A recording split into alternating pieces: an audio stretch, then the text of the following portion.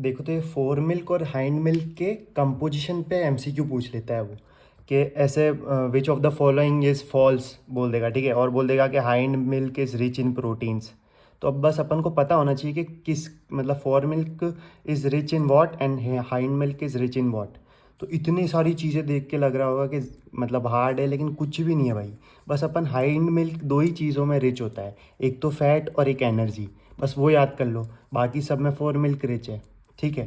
तो कैसे याद करेंगे? हाइंड मिल्क सबसे पहले जो माँ दूध पिलाती है ना, वो पानी पानी जैसा वो होता है फोर मिल्क। और जो बाद में आता है हाइंड साइड पे आता है, वो होता है बाद में लेट, उसको बोलते हैं hind milk.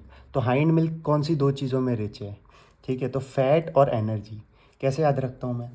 Hind Hind milk, इसको मैं बोलता हूँ हिंद मिल्क। अपना हिंद से हिंदुस्तान। अब हिंदुस्तान में हर चीज़ अपन क्या खाते हैं? तल के खाते हैं।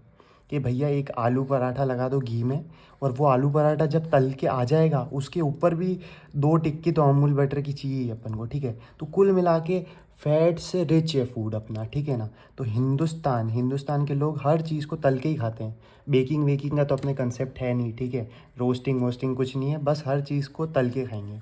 तो कुल मिला के हर चीज़ में फ़ैट ही फ़ैट है, ठीक है। तो हिंदुस्तान में हर चीज़ में है फैट, तो बस फैट में रिच फूड खाते हैं अपन, ठीक है। तो इसलिए हाइंड मिल्क हिंद मिल्क में भी फैट रिच है।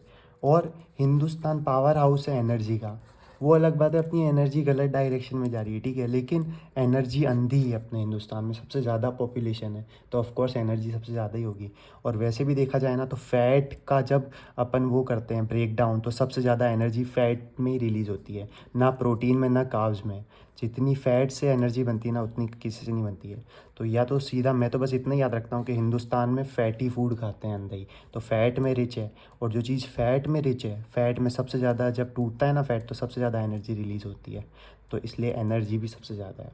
बाकी सब कुछ फोर मिल्क में ज़्यादा है, मतलब water, mineral, vitamins, sugar, protein, ये सारी चीज़ें फोर मिल्क में ज़्यादा है बस। लेकिन याद सिर्फ मैं इसका रखता हूँ, ठीक है, बाकी सब इजीली हो जाता है। कि हिंदुस्तान हिंदुस्तान हिंद मिल्क से हिंदुस्तान, हिंदुस्तान में सब फैटी फूड खाते हैं, तो बस फैट में रिच है, और फैट सबसे ज़्यादा एनर्जी आती है। और हिंदुस्तान वैसे भी इतनी ज़्यादा पॉपुलेशन है, तो सबसे ज़्यादा एनर्जी भी अपने पास है।